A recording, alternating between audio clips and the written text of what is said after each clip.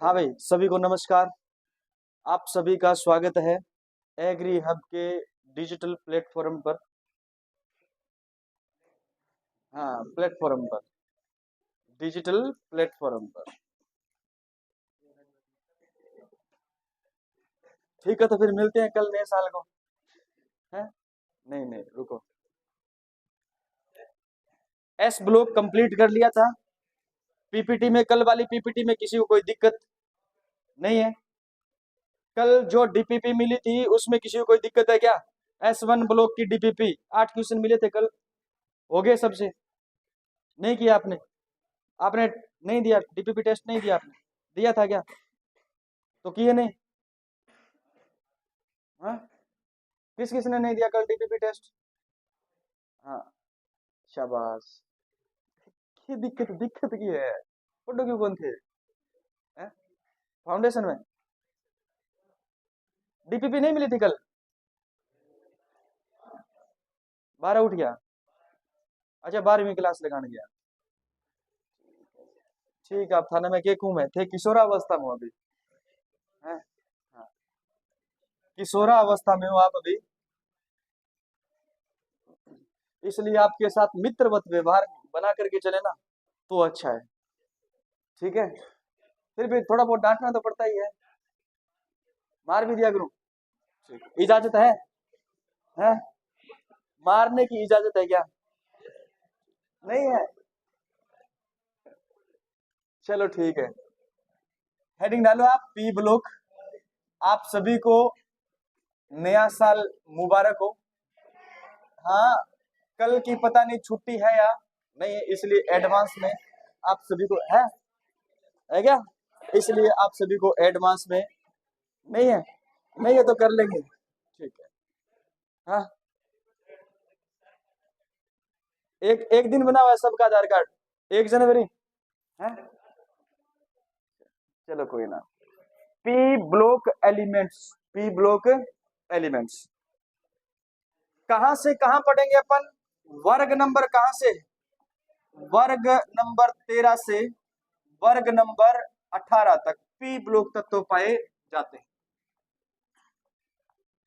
वर्ग 18 तक P block तत्व पाए जाते हैं। अब बातें नहीं करनी है। नोट्स नहीं मिले हैं इसके, आप लोग को लिखना है। नोट्स आपको कल या परसों प्रोवाइड हो जाएंगे, तब तक आपको लिखने हैं। ठीक है ना? नोट्स मिल जाएंगे, जो लिखाया जाए वो लिखिए। क्लियर है? और मैंने आपको कल बताया था एस ब्लॉक और पी ब्लॉक जहां तक पढ़ लिया जाए, पी ब्लॉक जहां तक पढ़ लिया जाए, टेस्ट में 40 क्वेश्चन वहां तक आएंगे। ठीक है? एस ब्लॉक में तो किसी को कोई दिक्कत है नहीं। नहीं है? पीछे वाले टेस्ट में भी किसी को कोई दिक्कत नहीं थी? नहीं थी ना? नहीं थी? है? है? हाँ, कहां तक आएगा? यहां तक आएगा। एस ब्लॉक कंप्लीट, और पी ब्लॉक को जहां तक पढ़ लेंगे वहां तक। हाँ, ये तो बहुत है। चलो, ये है हमारे टेस्ट का शेड्यूल। वर्ग नंबर 13 से वर्ग नंबर 18 तक पी ब्लॉक तत्व पाए जाते हैं भाई। ठीक है? पी ब्लॉक के अंदर अपन धातु तत्व भी पढ़ते हैं, और इसके अंदर उप धातु तत्व भी पाए जाते हैं, और इसके साथ साथ इसके अंदर पाए जाते हैं अधातु तत्व। क्या पाए जाते हैं? अधातु तत्व पाए जाते हैं। क्लियर है? हम उप धातु को एक नाम और देते हैं, इन्हें कहा जाता है अर्ध धातु। क्या कहा जाता है? अर्ध धातु कहा जाता है। क्लियर है? ठीक है। अगर आपसे पूछा जाए पी ब्लॉक में सामान्य इलेक्ट्रॉनिक विन्यास क्या होता है, सामान्य इलेक्ट्रॉनिक विन्यास क्या होता है, तो बताओ, क्या बताओगे? इलेक्ट्रॉनिक विन्यास जो होता है वो होता है NS2 और NP1 से 6। इनका क्या होता है? सामान्य इलेक्ट्रॉनिक विन्यास होता है। ठीक है? आवर्त सारणी में वर्ग नंबर 13 से लेकर के वर्ग नंबर 18 तक क्या पाए जाते हैं भाई? पी ब्लॉक एलिमेंट्स पाए जाते हैं, जिनके अंदर धातु, उपधातु या अर्ध धातु और अधातु तत्व शामिल है। इनका सामान्य इलेक्ट्रॉनिक विन्यास NS2 NP1 से 6 होता है। NS2 NP1 से 6। क्लियर है? अब एक बात बताओ, वर्ग नंबर 13 से लेकर वर्ग नंबर 18 तक सारे तत्व लिखाऊं? लिखाने की जरूरत है? नहीं जरूरत है ना। अपन एक एक वर्ग करके पढ़ेंगे, ठीक है? एक एक वर्ग करके अपन पढ़ेंगे। सबसे पहले हेडिंग डालोगे वर्ग नंबर 13 यानी बोरॉन परिवार। वर्ग नंबर 13, वर्ग नंबर 13 बोरॉन परिवार।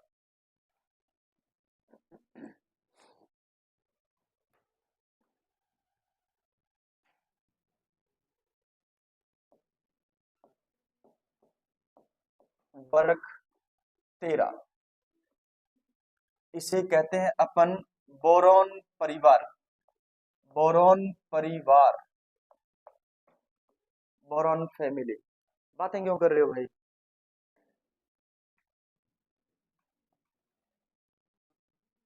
बोरॉन परिवार, बोरॉन फैमिली। बोरॉन परिवार का सबसे पहला तत्व कौन सा है? बोरॉन। कौन सा है? बोरॉन। बोरॉन के बाद में कौन आता है? एल्यूमिनियम। एल्यूमिनियम के बाद कौन आता है? क्या आता है? गैलियम। ठीक है, गैलियम के बाद में कौन आता है? इंडियम आता है। और उसके बाद में क्या आता है? थेलियम आता है। और उसके बाद में कौन आता है? निहोनियम आता है, NH, निहोनियम। ठीक है ना? बैंगन, आलू, गाजर इन थैला ऑफ निहारिका, ऑफ निहारिका। हाँ, निहारिका के थैले में क्या है? बैंगन, आलू, गाजर और, हाँ बस ठीक है, बैंगन, आलू, गाजर इन थैला ऑफ निहारिका। क्लियर है? ये कैसे? ये ऐसे कैसे? ऐसे बैंगन,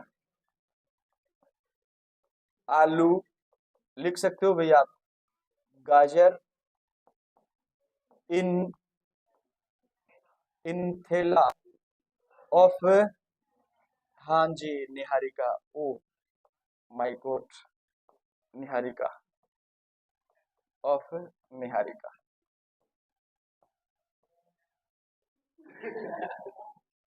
कौन बोला ये?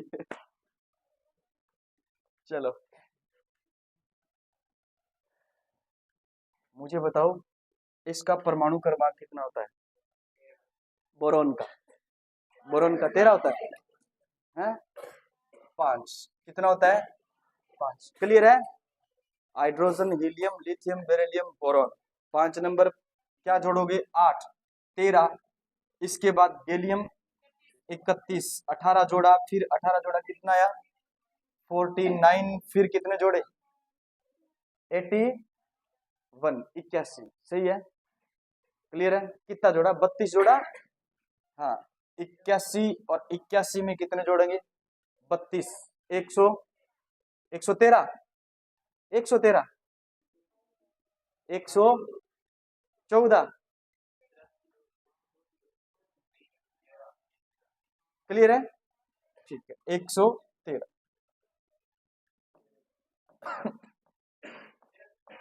113। ठीक। हाँ मेरा, इस वर्ग का सामान्य इलेक्ट्रॉनिक विन्यास जो होता है वो होता है क्या? बताओ।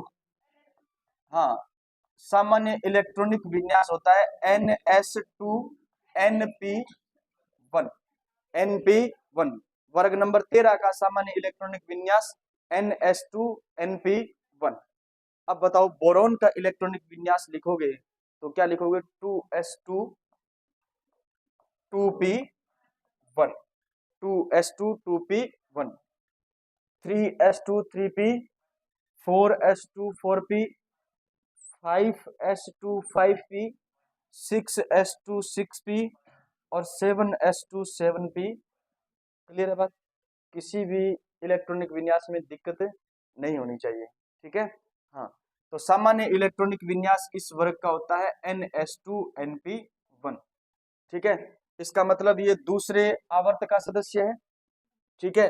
तीसरे आवर्त का सदस्य है, चौथे आवर्त का, पांचवें आवर्त का, छठे आवर्त का और सातवें आवर्त का क्या है? सदस्य है। ठीक है? अब बात करते हैं अपन, ये है आवर्त। क्या है ये? आवर्त। उतारे हो क्या इसको?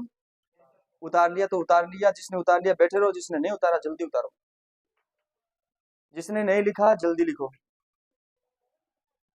ये जिसने, जिसको लिखना है वो लिख लो, जिसको नहीं लिखना है छोड़ो फिर, चलूँ मैं आगे, लिखना तो फिर लिखो।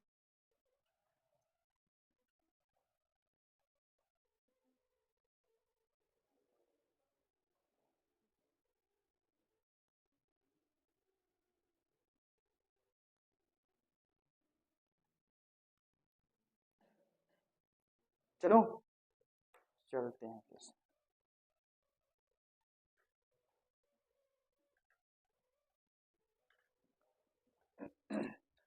अगर बात करें अपन बोरॉन की, तो न्यू एनसीईआरटी के अनुसार ये है अधातु।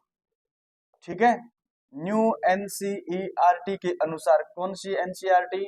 न्यू, ये है भाई अधातु। ठीक है, और पुरानी एनसीईआरटी है वो मानती है इसको उपधातु। तो हमें तो नई एनसीईआरटी के अनुसार चलना है। अभी जो बुक्स लग रही है आपके स्कूल में, नई एनसीईआरटी के अनुसार क्या है, ये अधातु है। इसके अलावा बोरॉन के बाद में आता है एल्यूमिनियम और आता है गैलियम। बोरॉन एल्यूमिनियम धातु है या अधातु है या उपधातु है, कौन बताएगा? एल्यूमिनियम क्या है? धातु है। याद रखना, एल्यूमिनियम क्या है? धातु तत्व है।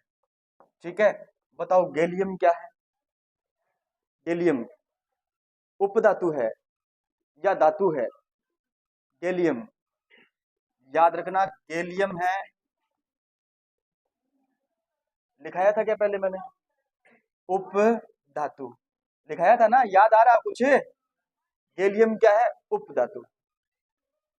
अरे गैलियम क्या है? उप धातु। जर्मेनियम लिखाया था मैंने उप धातु, गैलियम धातु है।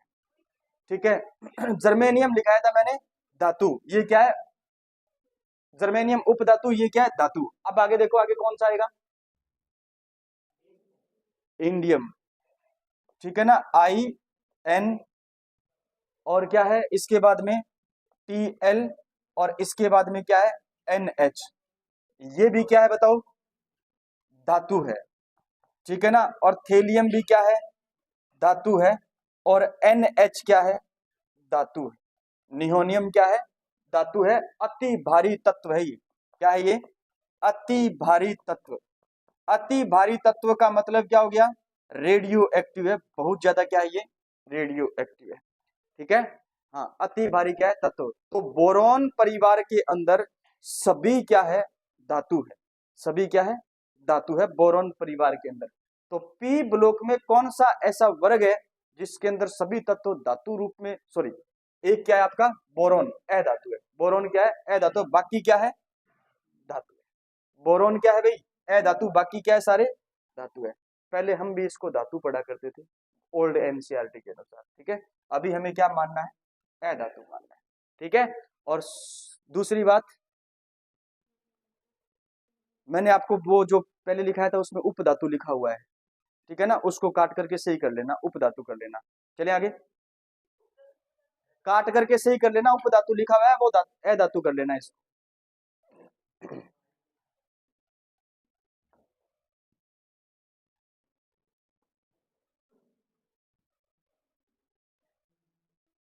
आकार की बात करते हैं अपन।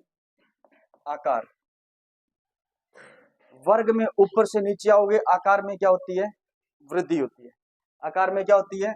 वृद्धि होती है। ये लिखने की बात है नहीं, हम पहले पढ़ के आ चुके हैं। ठीक है, अब अपन बात करें इसकी आयनन ऊर्जा की। आयनन ऊर्जा की, ये क्रम आपको याद रखना है। आयनन ऊर्जा, वर्ग नंबर कौन सा? वर्ग नंबर 13। वर्ग नंबर 13 में आयनन ऊर्जा का आपको क्रम याद रखना है। सबसे छोटा होता है कौन? बोरॉन। सबसे छोटा कौन होता है? बोरॉन। इसलिए बोरॉन की आयनन ऊर्जा क्या पाई जाएगी? सर्वाधिक।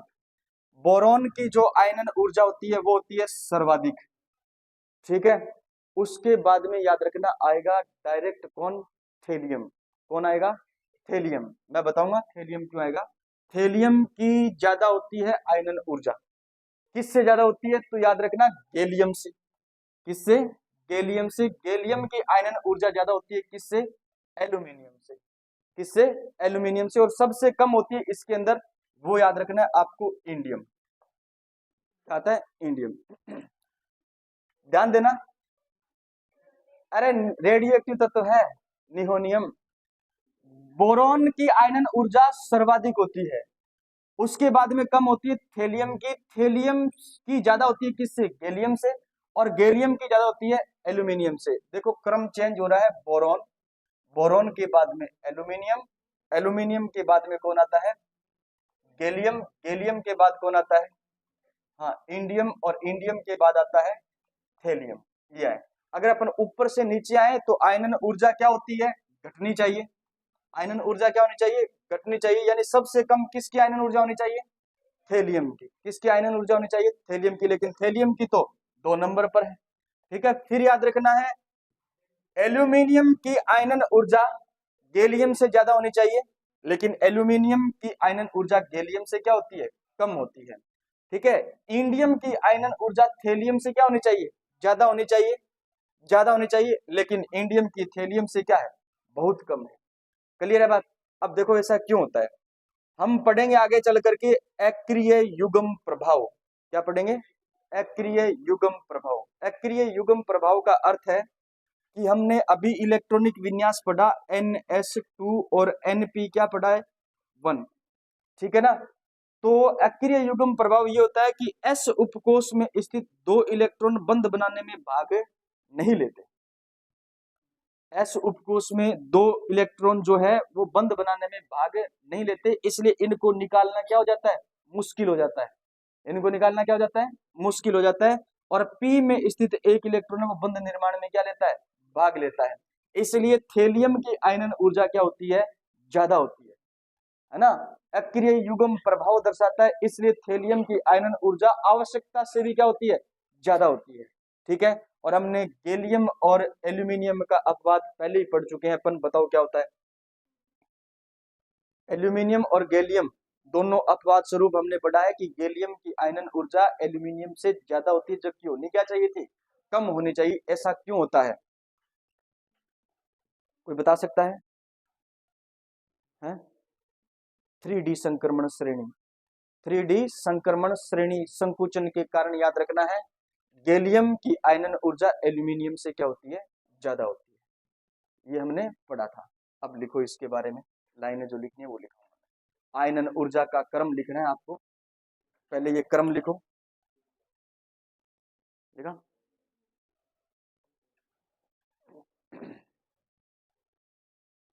लिखो गैलियम की आयनन ऊर्जा, गैलियम की आयनन ऊर्जा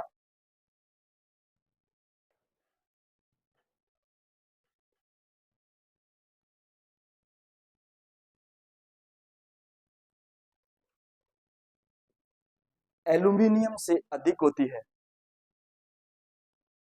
एल्यूमिनियम से अधिक होती है। नीचे कारण लिखना। 3D संक्रमण श्रेणी, 3D संक्रमण श्रेणी के कारण, संक्रमण श्रेणी के कारण। फिर लिखो थेलियम की आयनन ऊर्जा इंडियम से अधिक होती है। थेलियम की आयनन ऊर्जा इंडियम से अधिक होती है। कारण लिखो।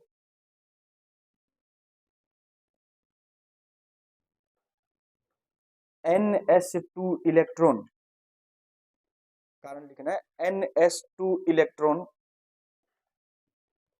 बंध बनाने में भाग नहीं लेते, बंध बनाने में भाग नहीं लेते,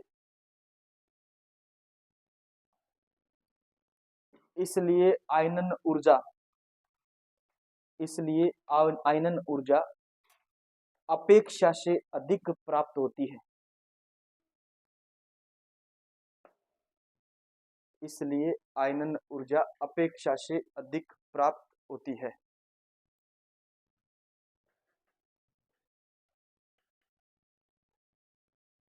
ठीक है, अब अपन देखते हैं गलनांक। PnP1 जो ब्लॉक है हमारा, या P1 जो ब्लॉक है वर्ग नंबर 13, इसका गलनांक का क्रम हम देखते हैं। बताओ, सामान्य रूप से वर्ग में ऊपर से नीचे चलते हैं, आकार बढ़ने के साथ गलनांक और क्वथनांक क्या होता है, घटता है। गलनांक और क्वथनांक क्या होता है, घटता है। लेकिन इसके अंदर आपको याद ये रखना है कि बोरोन जो होता है वो आकार में सबसे छोटा होता है, इसलिए गलनांक और क्वथनांक दोनों ही क्या होंगे, सर्वाधिक होंगे। ठीक है, सबसे कम किसका होता है, बात ये है इस वर्ग की। प्रश्न यही पूछा जाएगा, गैलियम का। किसका है, गैलियम का। ठीक है, सबसे कम गलनांक किसका होता है, गैलियम का होता है। गैलियम को हथेली पर लेने पर ये क्या हो जाता है, पिघल जाता है। ठीक है, सबसे कम किसका, गैलियम का। गैलियम से ज्यादा है इंडियम का, गैलियम से ज्यादा है इंडियम का, इंडियम से ज्यादा है थेलियम का, और थेलियम से ज्यादा है किसका, एल्यूमिनियम का, और सबसे ज्यादा है किसका, बोरोन का। सबसे ज्यादा किसका है, बोरोन का। मोस्ट इंपोर्टेंट है कौन, गैलियम। सबसे कम अगर देखा जाए तो किसका होना चाहिए था, थेलियम का होना चाहिए था, लेकिन सबसे कम किसका होता है, गैलियम का होता है। सबसे कम किसका होता है, गैलियम का होता है।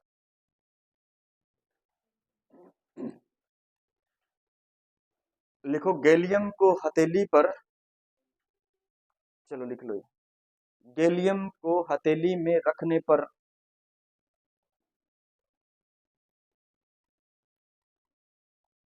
हथेली में रखने पर पिघल जाता है, पिघल जाता है।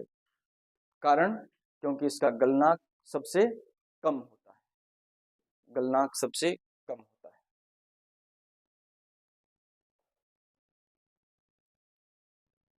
ठीक है,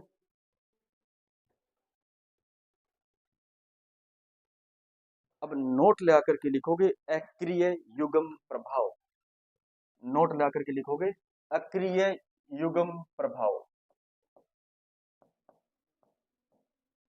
अक्रिय युग्म प्रभाव।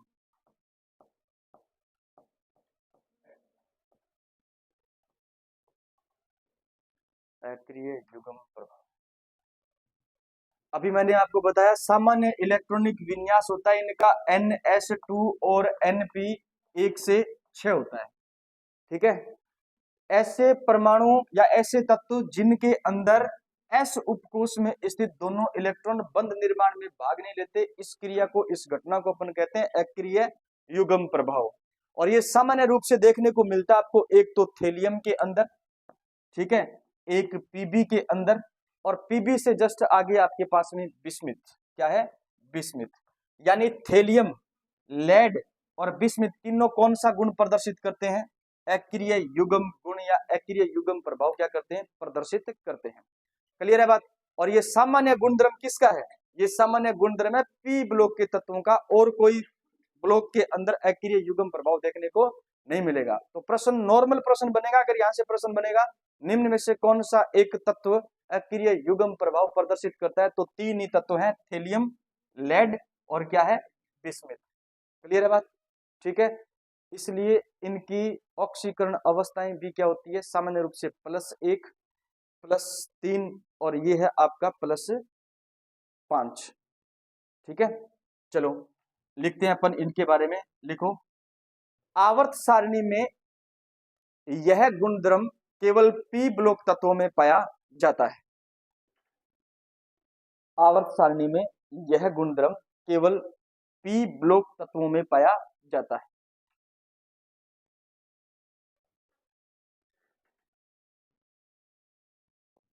आवर्त सारणी में यह गुणधर्म केवल पी ब्लॉक तत्वों में पाया जाता है।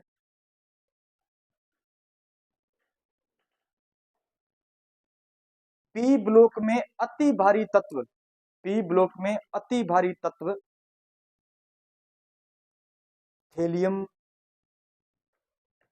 लेड, पीबी और बिस्मिथ। अति भारी तत्व थेलियम, लेड यानी पीबी, बिस्मिथ यानी Bi तत्व। क्या लिखा आपने, तीनों नाम लिखे, KNS2 इलेक्ट्रॉन, KNS2 इलेक्ट्रॉन बंध निर्माण में भाग नहीं लेते, बंध निर्माण में भाग नहीं लेते, जिसे जिसे अक्रिय युग्म प्रभाव कहा जाता है, जिसे अक्रिय युग्म प्रभाव कहा जाता है, अक्रिय युग्म प्रभाव कहा जाता है। ठीक है,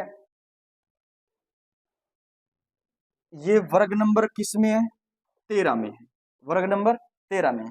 ये वर्ग नंबर किस में है? पक्की बात है, ये वर्ग नंबर 14 और ये वर्ग नंबर 15। नाना पाटेकर आज सबसे बिछुड़े। हाँ, मैंने थोड़ा सा गलत बोल दिया था, ये +5 ऑक्सीकरण अवस्था दर्शाता है, नहीं। देखो, इनका इलेक्ट्रॉनिक विन्यास होता है Np1, इनका होता है Np2 और इनका होता है Np3।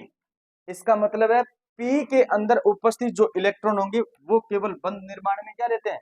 भाग लेते हैं। S के अंदर उपस्थित जो दोनों इलेक्ट्रॉन है वो बंध निर्माण में तीनों में भाग नहीं लेंगे। ठीक है ना? तो अब आपको निकालना है इनका ऑक्सीकरण अंक। तो याद रखना, ये केवल +1 ऑक्सीकरण अंक प्रदर्शित करता है, यानी P का एक इलेक्ट्रॉन क्या करेगा? ये छोड़ देगा। समझ में आ गई बात? इसलिए +1 इलेक्ट्रॉन +1 ऑक्सीकरण अंक इसका क्या होता है? स्थायी होता है। इसका +2 ऑक्सीकरण अंक स्थायी होता है और इसका +3 ऑक्सीकरण अंक क्या होता है? स्थायी होता है। ठीक है, लिखो आप, ऐसे लिखोगे थेलियम बराबर +1 और लिखोगे आप लेड बराबर +2 और लिखोगे आप बिस्मिथ बराबर +3 और लिखना है स्थायी ऑक्सीकरण अवस्थाएं, स्थायी ऑक्सीकरण अवस्थाएं, ऑक्सीडेशन स्टेट, स्थायी ऑक्सीकरण अवस्थाएं।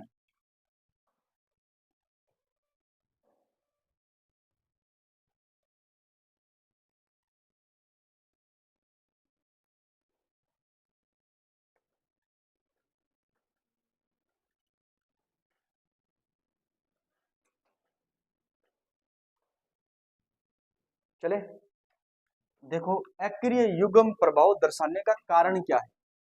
अक्रिय युग्म प्रभाव दर्शाने का कारण एक तो होता है NS और एक होता है NP, NS और NP, यानी इन दोनों कोष के मध्य का जो ऊर्जा अंतराल है, ऊर्जा अंतराल वो क्या हो जाता है? बहुत अधिक हो जाता है। ऊर्जा अंतराल बहुत अधिक हो जाता है, इसलिए याद रखना ये क्या प्रदर्शित करते हैं? अक्रिय युग्म प्रभाव प्रदर्शित करते हैं। जैसे मैंने ये कहा कि 1s और 2s, ठीक है ना, और 2p। अब आपसे ये कहूं कि 1s और 2s जो है वो तो बिल्कुल ज्यादा ज्यादा क्या है? एक दूसरे से दूर है, किसकी अपेक्षा? 2s और 2p से। ये तो दूसरे कोष में है ना, s और p। अब याद रखना, अगर मैं ये कहूं कि 2s और 2p, इनमें से कोई इलेक्ट्रॉन निकालोगे तो आसानी से निकल जाएगा, लेकिन आप इसको में से इलेक्ट्रॉन निकालने के लिए ऊर्जा दे रहे हो, तो क्या वो ऊर्जा 1s तक काम करेगी? नहीं करेगी। वही बात है कि NS और NP के मध्य का जो ऊर्जा अंतराल है वो बहुत क्या होता है? ज्यादा होता है, इसलिए एनर्जी जो इसका अक्रिय युग्म प्रभाव है वो अक्रिय युग्म प्रभाव ये क्या करते हैं? प्रदर्शित करते हैं। यानी NS2 और NP1, ये इलेक्ट्रॉन निकालना है तो निकल जाएगा, लेकिन ये इलेक्ट्रॉन निकालने के लिए इनके बीच में ऊर्जा गैप ज्यादा पाया जाता है। ठीक है ना, तो उस ऊर्जा गैप को भरने के लिए एनर्जी ज्यादा चाहिए, इसलिए अक्रिय युग्म प्रभाव प्रदर्शित करते हैं। समझ गए बात? अक्रिय युग्म प्रभाव प्रदर्शित करने का कारण क्या है? अक्रिय युग्म प्रभाव प्रदर्शित करने का कारण ये है कि NS और NP के बीच का जो ऊर्जा अंतराल है वो बहुत क्या होता है? ज्यादा होता है, इसलिए इलेक्ट्रॉन निकाले नहीं जा सकते। क्लियर है? ठीक है, लिखो कारण, अक्रिय युग्म प्रभाव प्रदर्शित करने का कारण, अक्रिय युग्म प्रभाव प्रदर्शित करने का कारण।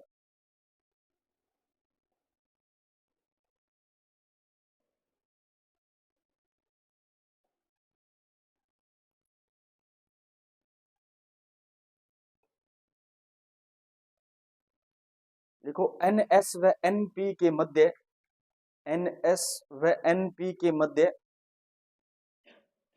अधिक ऊर्जा अंतराल, अधिक ऊर्जा अंतराल,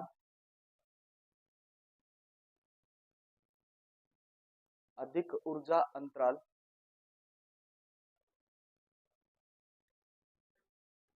पाए जाने के कारण, पाए जाने के कारण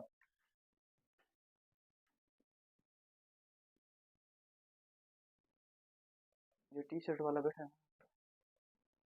खतरनाक खोपड़ी थी, ये टी शर्ट वाला बैठा है, रेड रेड लाइन वाला बैठा है टी शर्ट वाला, ये है क्या क्या दी गई है? हाँ हाँ, खतरनाक खोपड़ी थी। अब पता नहीं कॉलेज तो कौन सा मिला इसको, मुझे नहीं पता, लेकिन इंटेलिजेंट बहुत था। हाँ है पढ़ाई में, और इंटेलिजेंट, वो इंटेलिजेंट होना बनी दिखाते सोचो, समझ समझ गयो तुम। हाँ जी तू हरकत कर रहा है, इंटेलिजेंसी की हरकत बनी है, ठीक है। लिखो, अक्रिय युग्म प्रभाव समझ आया या नहीं आया? क्या होता है अक्रिय युग्म प्रभाव बताओ? NS2 इलेक्ट्रॉन बंध निर्माण में भाग नहीं लेते, इसको अपन क्या कहते हैं?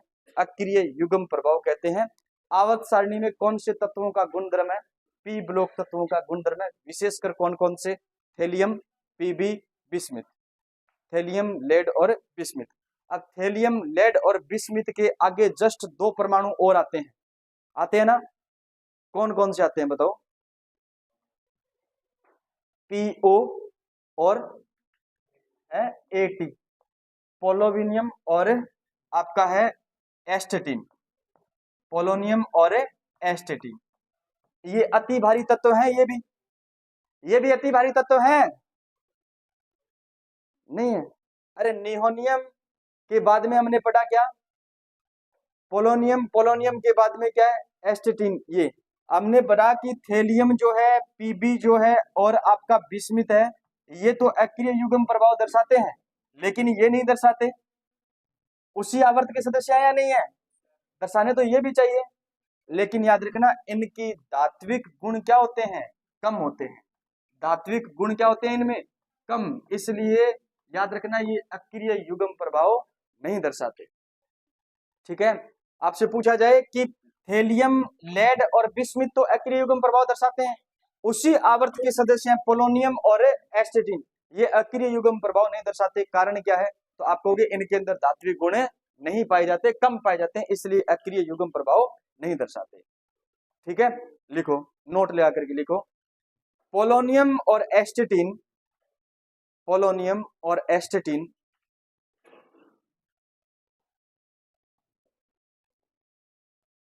ये धात्विक प्रकृति कम रखते हैं, ये धात्विक प्रकृति या धात्विक गुण कम रखते हैं, धात्विक प्रकृति या धात्विक गुण कम रखते हैं, इसलिए इसलिए अक्रिय युग्म प्रभाव नहीं दर्शाते, अक्रिय युग्म प्रभाव नहीं दर्शाते।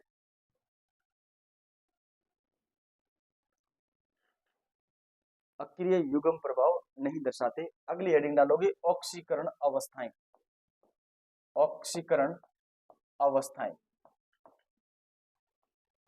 ऑक्सीकरण अवस्थाएं।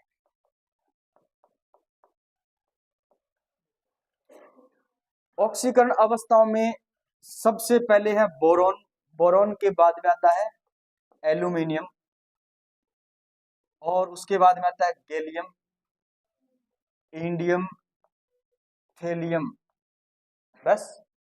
NH तो अति भारी तत्व है, ठीक है। बोरॉन की ऑक्सीकरण अवस्था आपसे पूछे तो आपको बताना है कितनी? +3, कितनी? +3। बोरॉन की ऑक्सीकरण अवस्था +3, NS2 और NP1। इसका मतलब दोनों इलेक्ट्रॉन और ये इलेक्ट्रॉन, तीनों इलेक्ट्रॉन बंध निर्माण में क्या लेते हैं? हाँ पी है। दोनों इलेक्ट्रॉन और ये एक ये इलेक्ट्रॉन ये बंध निर्माण में क्या लेता है? भाग लेता है। तेरे को क्या नजर आता है? हाँ? तेरे को क्या नजर आ रहा है?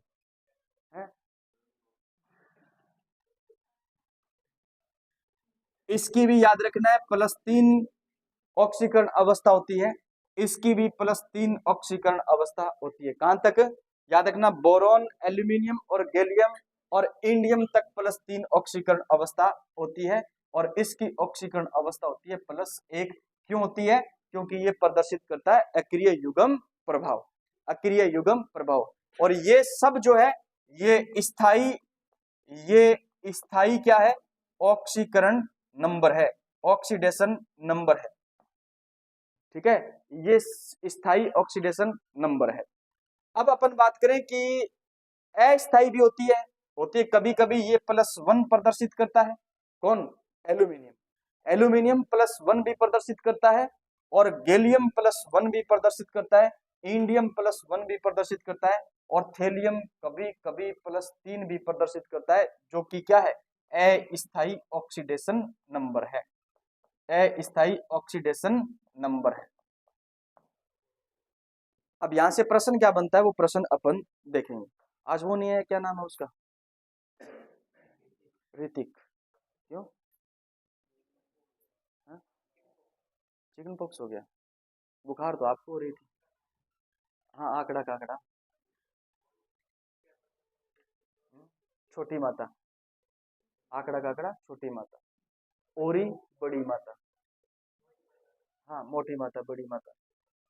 ओरी, ओरी निकलती है ना, अड़ाई जानो हो, अड़ाई टाइप निकले। और आंकड़ा काकड़ा फालो जी आपने 20 साल।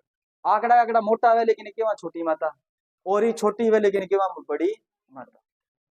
ठीक है, देखो इधर हमने पढ़ा है कि थेलियम +1 स्थायी होता है और +3 अस्थायी होता है। तो मैं आपसे प्रश्न करूं कि आप ये बताओ कि TlCl3 thallium chloride, thallium chloride, trichloride और थेलियम क्लोराइड, इन दोनों में स्थायी कौन सा है? कौन सा स्थायी है? ये वाला स्थायी है और ये अस्थायी। बनेगा जरूर लेकिन स्थायी नहीं होगा। ज्यादा स्थायी कौन होगा? ये होगा। इसका ऑक्सीकरण नंबर निकालो, थेलियम का कितना है? TlCl3 के अंदर ऑक्सीकरण नंबर कितना है Tl का? तो आप कहोगे सर 3 है। कितना है? 3। ठीक है, इधर कितना है? 1 है। तो हमने कहा +1 स्थायी होता है और +3 क्या होता है? अस्थायी होता है। ठीक है, तो ज्यादा स्थायी कौन है? TlCl क्या है? ज्यादा स्थायी है। क्लियर है? ठीक है, बताओ गैलियम Cl3, गैलियम Cl3 और गैलियम Cl, गैलियम क्लोराइड और गैलियम ट्राइक्लोराइड के अंदर ज्यादा स्थायी कौन है? कौन ज्यादा स्थायी है? क्योंकि इसकी स्थायी ऑक्सीकरण अवस्था कितनी है? +3। अब ये ज्यादा स्थायी। समझ आ गया? ठीक है, उतारोगे ये प्रश्न, लिखो TlCl3 तथा TlCl3 तथा TlCl, TlCl3 तथा TlCl में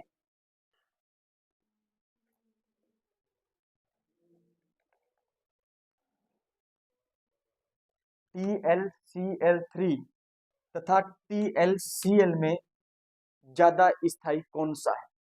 ज्यादा स्थायी कौन सा है? उत्तर लिखना TlCl, TlCl, TlCl।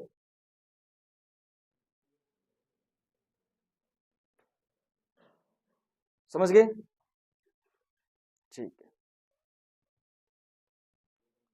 लिखो इनकी ऑक्सीकरण अवस्थाओं के स्थायित्व का क्रम। हेडिंग डालो, इनकी ऑक्सीकरण अवस्थाओं की स्थायित्व का क्रम, इनकी ऑक्सीकरण अवस्थाओं के स्थायित्व का क्रम। वर्ग में ऊपर से नीचे आओगे ना, वर्ग में ऊपर से नीचे चलते हैं तो +3 ऑक्सीकरण अवस्था का स्थायित्व क्या होता है? कम होता है। वर्ग में ऊपर से नीचे चलते हैं तो +3 ऑक्सीकरण अंक क्या होता है? कम स्थायी होता है। इसका मतलब ये हुआ कि बोरॉन +3 ज्यादा स्थायी होगा, और इधर क्या है? Tl+3 कम स्थायी होगा। तो B+3 ज्यादा स्थायी है किससे? एल्यूमिनियम +3 से। और एल्यूमिनियम +3 ज्यादा स्थायी है किससे? गैलियम +3 से। गैलियम +3 ज्यादा स्थायी है किससे? इंडियम +3 से। इंडियम +3 से। और ज्यादा स्थायी कौन सा है? इंडियम +3 किन से? Tl+3 से। अरे इधर देखो, ऊपर से नीचे चल रहे हैं तो +3 ऑक्सीकरण अंक कम स्थायी होता है। यही तो कारण पढ़ा है हमने कि TlCl3 कम स्थायी है किसकी तुलना में? TlCl की तुलना में। तो T ऊपर से नीचे चलते हैं, +3 ऑक्सीकरण अंक कम स्थायी होता जाता है। यही कारण है कि TlCl3 नहीं बनाता, जबकि क्या बनाता है? TlCl बनाता है। क्लियर है? अब क्या बोरोन ये बनाएगा? BCl बनाएगा? नहीं बनाएगा, क्यों? स्थायी नहीं है। क्या बनाएगा ये बनाएगा BCl3, ज्यादा स्थायी है। ऊपर से नीचे आते हैं, +3 ऑक्सीकरण अंक कम स्थायी होता जाता है, मतलब स्थायित्व तो घटता जाता है। इसका मतलब ये +3 बनाएगा लेकिन ये नहीं बनाएगा। नहीं समझाया? Tl वर्ग में ऊपर से नीचे चलते हैं, +3 ऑक्सीकरण अंक का स्थायित्व कम होता जाता है, कम होता जाता है। हमने लिखा थेलियम +1 ऑक्सीकरण अवस्था स्थायी होती है और थेलियम +3 ऑक्सीकरण अवस्था कम स्थायी होता है, अस्थायी होती है। लिखा नहीं लिखा? तो +3 ऑक्सीकरण अंक ऊपर से नीचे आते हैं तो स्थायित्व घटता है, स्थायित्व घटता है। बोरॉन +3 ज्यादा स्थायी होता है और थेलियम +3 कम स्थायी या अस्थायी होता है। आ गया समझ में? नहीं आया तो दोबारा देखो। BCl3, ठीक है, AlCl3, ठीक है, और उसके बाद में है हमारे पास में है गैलियम GaCl3, GaCl3 सुनना। उसके बाद में InCl3, उसके बाद में TlCl3, TlCl3। ये है हेलाइड। बोरोन बोरोन परिवार के क्या है? हेलाइड है। कौन सा हेलाइड ज्यादा स्थायी है, मोर स्टेबल कौन सा है? तो आप कहोगे सर सबसे ज्यादा हेलाइड BCl3 स्थायी है, BCl3 स्थायी है। और अस्थायी या सबसे कम स्थायी कौन सा है? क्यों? क्योंकि वर्ग में ऊपर से नीचे आते हैं तो +3 ऑक्सीकरण अवस्था अस्थायी होती जाती है ना, या स्थायित्व कम होता जाता है। इसलिए बोरॉन ट्राइक्लोराइड ज्यादा स्थायी होता है और अस्थायी होता है TlCl3। अब समझ आ गया? ठीक है।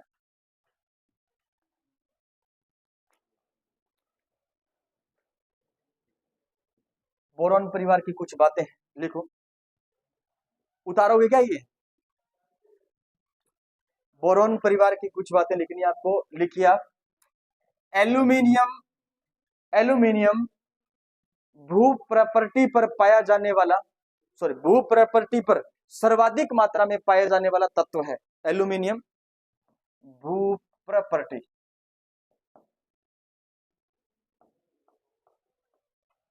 प्रॉपर्टी पर, हाँ प्रॉपर्टी लिख लो आप लोग, पर पाया जाने वाला, भू प्रॉपर्टी पर सर्वाधिक मात्रा में पाया जाने वाला, सॉरी, सर्वाधिक मात्रा में, सर्वाधिक मात्रा में पाया जाने वाला तत्व है, पाया जाने वाला तत्व है। एल्यूमिनियम भू प्रॉपर्टी पर सर्वाधिक मात्रा में पाया जाने वाला तत्व है। यह विद्युत और ऊष्मा का सुचालक होता है, विद्युत और ऊष्मा का सुचालक होता है। यह भू प्रॉपर्टी पर सर्वाधिक मात्रा में पाया जाने वाला तत्व है और यह विद्युत और ऊष्मा का सुचालक होता है, विद्युत और ऊष्मा का सुचालक होता है। लिखा? फिर लिखो, एल्यूमिनियम के ऑक्साइड कौन सी प्रकृति के होते हैं? एल्यूमिनियम के ऑक्साइड कौन सी प्रकृति के होते हैं?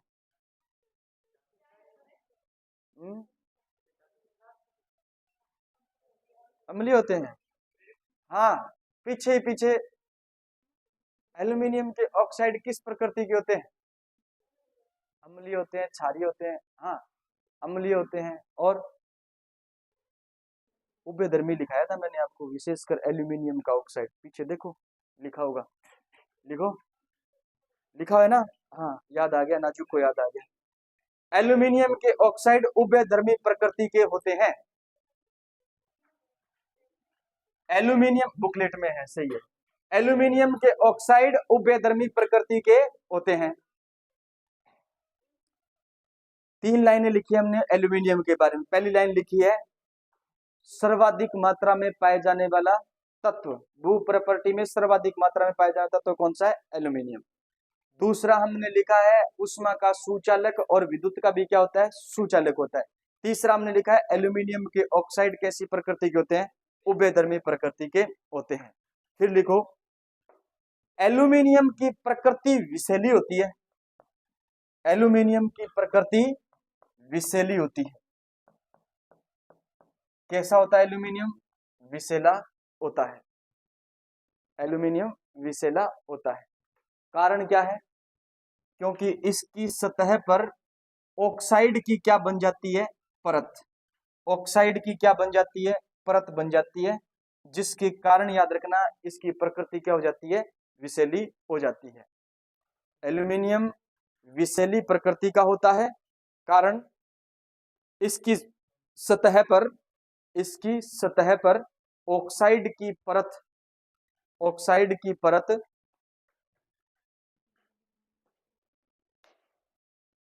बन जाती है। ऑक्साइड की परत बन जाती है।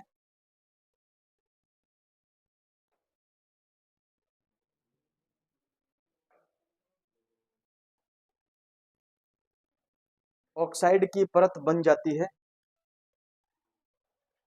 लिख लिया?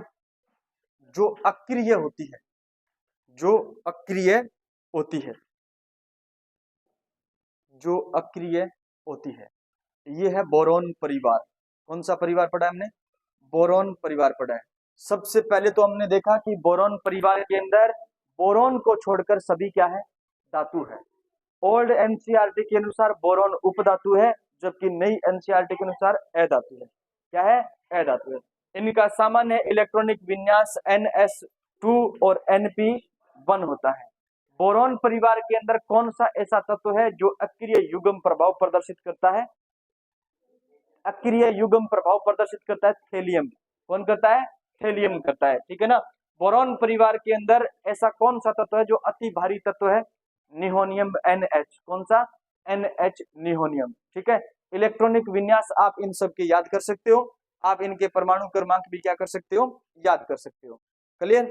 ठीक है। उसके बाद में हमने ये देखा कि इनकी आयनन ऊर्जा का क्रम। आयनन ऊर्जा का क्रम, आयनन ऊर्जा का क्रम बिना देखे कौन बताएगा? आयनन ऊर्जा का क्रम बिना देखे कौन बताएगा? बता सकता है? 2 मिनट आपके पास में रिवाइज करके आयनन ऊर्जा का क्रम और गलनांक का क्रम, आयनन ऊर्जा का क्रम और गलनांक का क्रम दोनों याद करो। सबसे ज्यादा आयनन ऊर्जा किसकी होती है? बोरॉन की। और सबसे कम किसकी होती है? इंडियम की। सबसे कम किसकी होती है? इंडियम। पक्की बात है?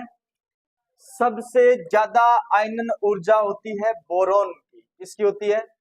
बोरॉन की। आयनन ऊर्जा सबसे ज्यादा होती है बोरॉन की। बोरॉन के बाद आता है कौन? थेलियम। थेलियम की कम होती है, गैलियम की और कम होती है, एल्यूमिनियम की उससे कम होती है, और सबसे कम होती है किसकी? अच्छा, गैलियम और एल्यूमिनियम अपवाद स्वरूप क्यों पढ़ते हैं अपन? क्योंकि इनके बीच आती है डी संक्रमण श्रेणी, 3D संक्रमण श्रेणी। और थेलियम हमने ये बताया क्योंकि ये कौन सा प्रभाव प्रदर्शित करता है? अक्रिय युग्म प्रभाव प्रदर्शित करता है, इसलिए इसकी आयनन ऊर्जा हाँ बहुत ज्यादा होती है। क्या होती है? बहुत ज्यादा होती है। ठीक है। गलनांक का क्रम हमने देखा था, गलनांक सबसे कम होता है किसका? जबकि होना किसका चाहिए था? थेलियम का। किसका होना चाहिए था? थेलियम का। होता किसका है? गैलियम का होता है। थेलियम का ज्यादा क्यों होता है? क्योंकि अक्रिय युग्म प्रभाव प्रदर्शित करता है। NS2 इलेक्ट्रॉन आसानी से त्यागता नहीं है, प्रबल बॉन्डिंग होती है, इसलिए गलनांक भी क्या होता है इसका, ज्यादा होता है। गलनांक भी क्या होता है इसका, ज्यादा होता है। ठीक है, हमने नेक्स्ट पढ़ा है अक्रिय युग्म प्रभाव क्या होता है। अक्रिय युग्म प्रभाव NS2 इलेक्ट्रॉन बॉन्डिंग में भाग नहीं लेते, केवल Np इलेक्ट्रॉन क्या लेते हैं, बॉन्डिंग में भाग लेते हैं। इस क्रिया को कहते हैं अक्रिय युग्म प्रभाव। क्या कहते हैं, आवर्त सारणी में अक्रिय युग्म प्रभाव प्रदर्शित करने वाले तत्व तीन है, थेलियम, लेड और बिस्मिथ। हम कह सकते हैं ये प्रमुख गुणद्रव्य पी ब्लॉक तत्वों का है। पी ब्लॉक में भी कौन कौन से हैं, थेलियम, लेड और बिस्मिथ है। यही कारण है कि थेलियम की निश्चित या स्थायी ऑक्सीकरण अवस्था +1 होती है, लेड की स्थायी ऑक्सीकरण अवस्था +2 होती है और बिस्मिथ की क्या होती है, +3 होती है। ठीक है, ऑक्सीकरण अवस्थाएं साथ साथ में याद करते हुए चलना है। फिर हमने पढ़ा है कि एन अच्छा अक्रिय युग्म प्रभाव प्रदर्शित करने का कारण क्या है, तो हमने कहा NS और NP के बीच का जो ऊर्जा अंतराल है वो क्या होता है, अधिक होता है। NS और NP के बीच का ऊर्जा अंतराल क्या होता है, अधिक होता है। ठीक, पोलोनियम और एस्टेटिन है, ये क्या नहीं प्रदर्शित करते, अक्रिय युग्म प्रभाव प्रदर्शित नहीं करते। कारण क्या है, क्योंकि इनके अंदर धात्विक गुण क्या पाए जाते हैं, कम पाए जाते हैं। धात्विक गुण क्या पाए जाते हैं, कम पाए जाते हैं। ठीक, सिर पर ना चढ़ो, पटकुआ बहुत गंदा है। हाँ, मजाक बीती करो जितनी सहन हो। ठीक है, आंता आंता कर में मजाक बीती बहुत है। मैं पढ़ाना रही, तू दांत निकालना रही, मन देखे मैं बंदर हूं, है बंदर हूं मैं, तो क्या मैं एक टांग लाऊं, है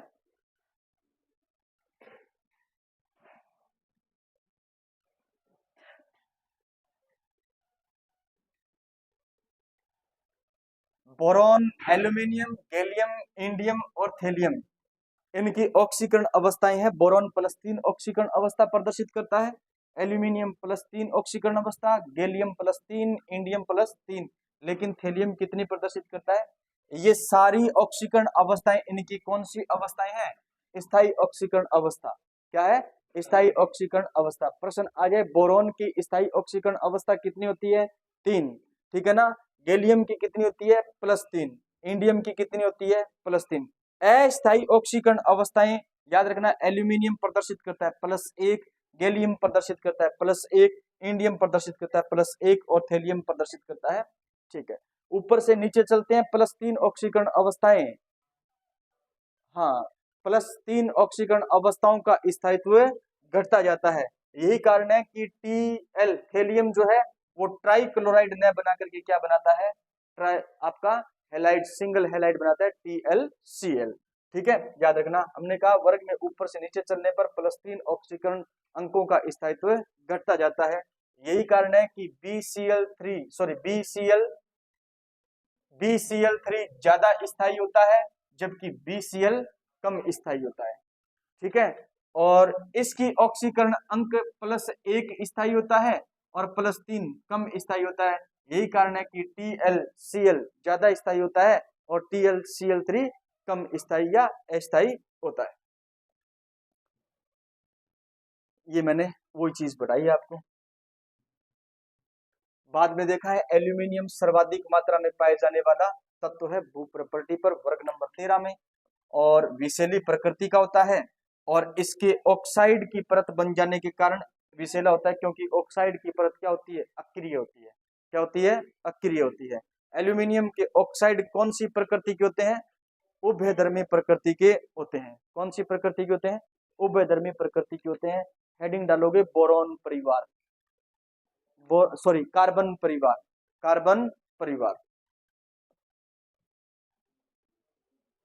कार्बन परिवार, कार्बन परिवार और वर्ग नंबर 14, वर्ग नंबर 14, वर्ग नंबर 14।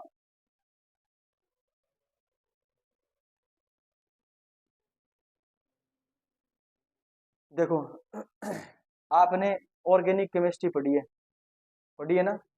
वहां पर आपने पढ़ा है C1, C2, C3, C4, C5, C6, C7, C8, C9 और C10, ये चीजें पढ़ी है। मेथ, एथ, प्रोप, ब्यूट, पेंट, ये चीज पढ़ा है ना। इसका मतलब है कि एक कार्बन परमाणु दूसरे कार्बन परमाणु के साथ में जुड़ सकता है, दूसरा कार्बन परमाणु तीसरे कार्बन परमाणु के साथ में जुड़ सकता है, तीसरा कार्बन परमाणु चौथे कार्बन परमाणु के साथ में जुड़ सकता है। इस प्रकार एक कार्बन की लंबी श्रृंखला का क्या करते हैं, ये निर्माण करते हैं। ये याद रखना है किसका गुणधर्म है, ये कार्बन परिवार का क्या है, गुणधर्म है। सिलिकॉन और विशेष तौर पर कार्बन, सिलिकॉन और विशेष रूप से कार्बन जो है ये बड़े अणुओं का क्या करते हैं, निर्माण करते हैं। इनके अंदर कौन सा गुणधर्म पाया जाता है, श्रृंखलन का गुणधर्म पाया जाता है। ठीक है ना। तो श्रृंखलन का गुणधर्म ज्यादातर रखता है कौन, रखता है कार्बन, और कार्बन के बाद में कौन रखता है, सिलिकॉन। कार्बन के बाद में कौन रखता है, सिलिकॉन रखता है। ऑफिस में आप एक बार बैठो सर, बुला रहे हैं।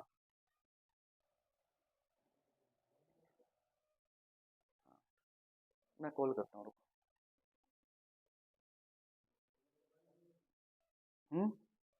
हाँ पिया, मेरे लिए भी ले आना।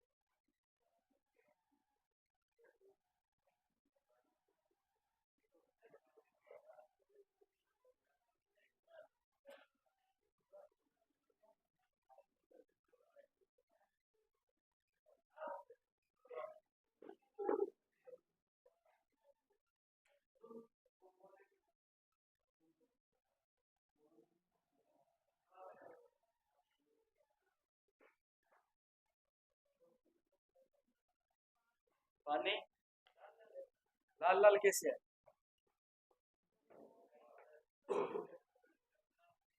लाल रंग देख करके डर लगेगा।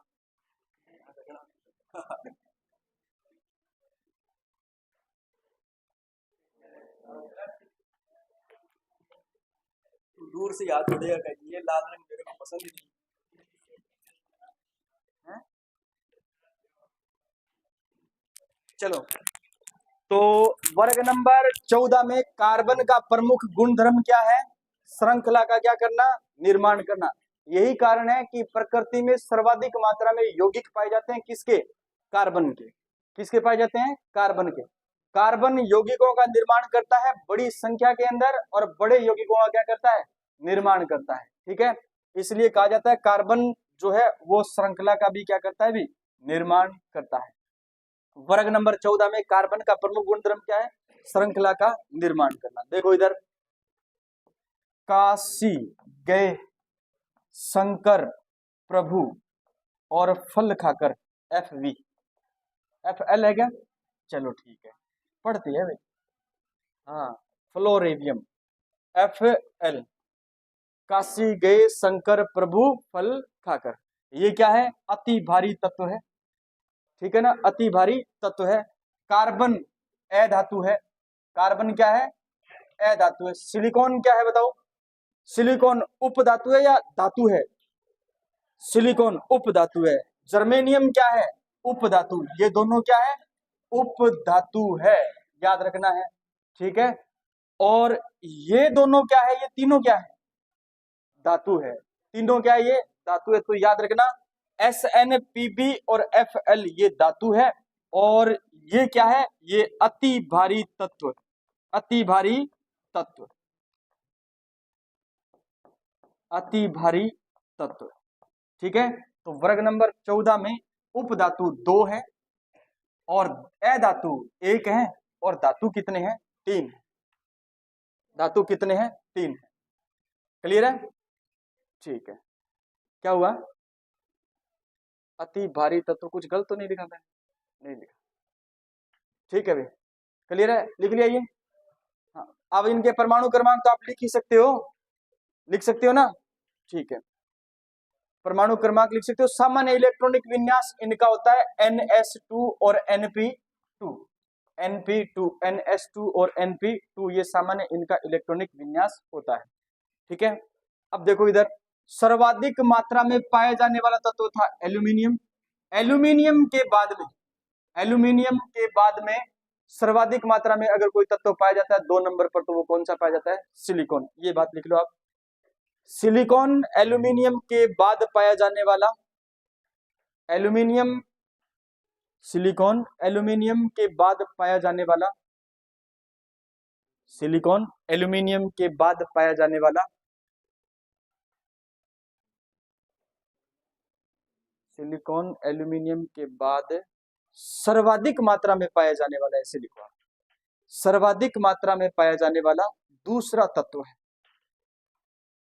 सिलिकॉन एल्यूमिनियम के बाद सर्वाधिक मात्रा में पाया जाने वाला दूसरा तत्व है, दूसरा तत्व है।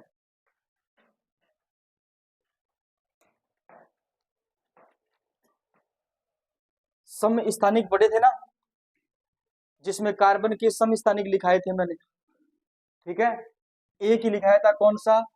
6 कार्बन 14, 6 कार्बन 14। एक और होता है 6 कार्बन 13, और एक होता है 6 carbon 12। 6 carbon 12, 6 carbon 13, 6 carbon 14। Carbon का ये समस्थानिक रेडियो एक्टिव होता है। क्या होता है? रेडियो एक्टिव होता है।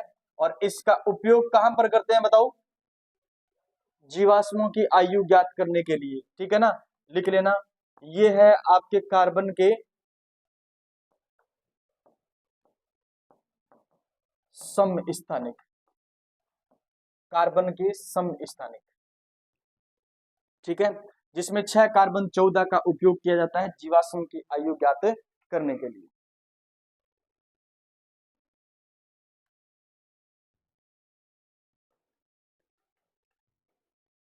लिखा? ठीक है, लिखो।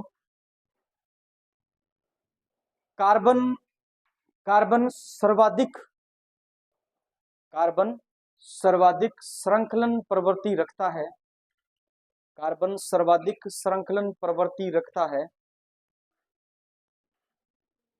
इस कारण कार्बन सर्वाधिक श्रृंखलन प्रवृत्ति रखता है, इस कारण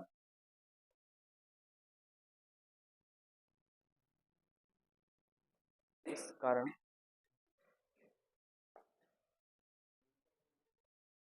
इसके सर्वाधिक यौगिक पाए जाते हैं, इसके सर्वाधिक यौगिक पाए जाते हैं, इस कारण इसके सर्वाधिक यौगिक पाए जाते हैं।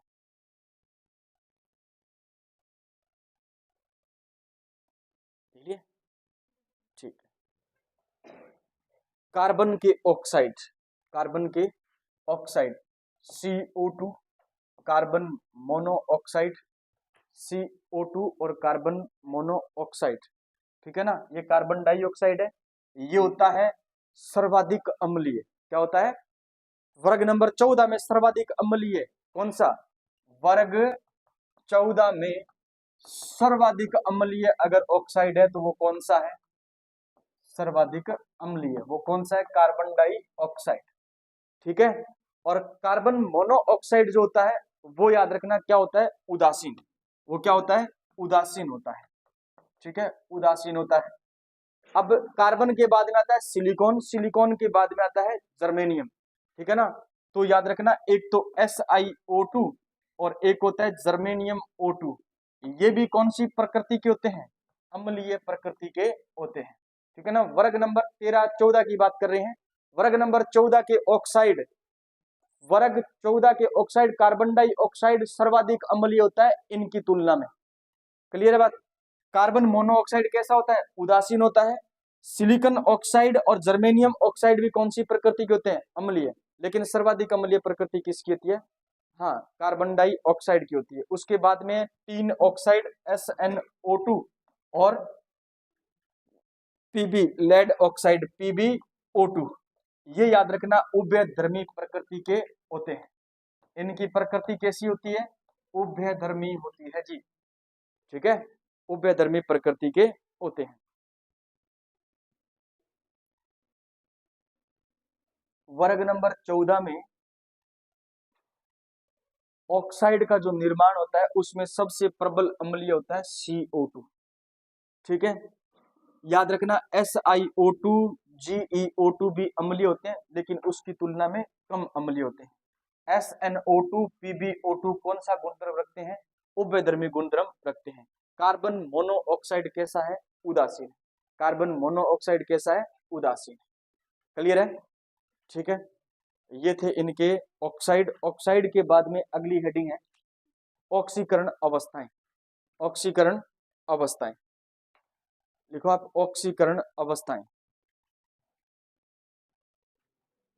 Carbon, silicon, germanium, tin, lead, यही है। हाँ, काशी गए शंकर प्रभु, पीबी। कार्बन की ऑक्सीकरण अवस्था 4, +4 और -4, +4 और -4। ठीक है, उसके बाद में है सिलिकॉन की +4 और +2, +4 और +2। फिर है जर्मेनियम +4 और +2, जर्मेनियम +4 और +2। फिर याद रखना है टिन और लेड, टिन की है +4 और लेड की है +2। ठीक है, और एक प्रदर्शित करता है +4। लेड +2 +4 दोनों प्रदर्शित करता है और टिन भी याद रखना +4 और +2 प्रदर्शित करता है। ठीक है, इनकी स्थायी जो ऑक्सीकरण अवस्थाएं होती है वो याद रखना कौन सी होती है, ऊपर वाली होती है, ये स्थायी होती है और ये क्या होती है, अस्थायी होती है। ठीक है, स्थायी और अस्थायी। अब ध्यान देना है, स्थायित्व का क्रम ऊपर से नीचे आने पर +2 का बढ़ता है। +2 जो ऑक्सीकरण अवस्था है उसका स्थायित्व ऊपर से नीचे आते हैं तब क्या होता है, बढ़ता है। इसका मतलब Pb+2 ज्यादा स्थायी होगा और कार्बन +2 कम स्थायी होगा। तो कार्बन की स्थायी ऑक्सीकरण अवस्था +4 होती है और -4 होती है। ठीक है ना, यही कारण है कि कार्बन है वो सहसंयोजक यौगिकों का क्या करता है, निर्माण करता है। ठीक है, तो प्लस ऊपर से नीचे आते हैं तो +2 ऑक्सीकरण अवस्थाओं का स्थायित्व क्या होता है, बढ़ता है। लिखो, वर्ग में ऊपर से नीचे आने पर, वर्ग में ऊपर से नीचे आने पर +2 ऑक्सीकरण अवस्था का स्थायित्व, +2 ऑक्सीकरण अवस्था का स्थायित्व बढ़ता है। +2 ऑक्सीकरण अवस्था का स्थायित्व बढ़ता है। तो ज्यादा स्थायी होगा, देखो कार्बन +2 से ज्यादा स्थायी होगा सिलिकॉन +2 और सिलिकॉन +2 से ज्यादा स्थायी होगा जर्मेनियम +2, जर्मेनियम +2 से ज्यादा स्थायी होगा टीन +2 और टीन +2 से ज्यादा स्थायी होगा Pb+2, Pb+2। क्लियर है, सर्वाधिक स्थायी कौन होगा, Pb+2।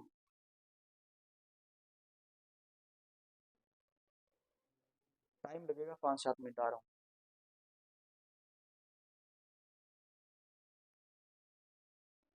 लिख लिया।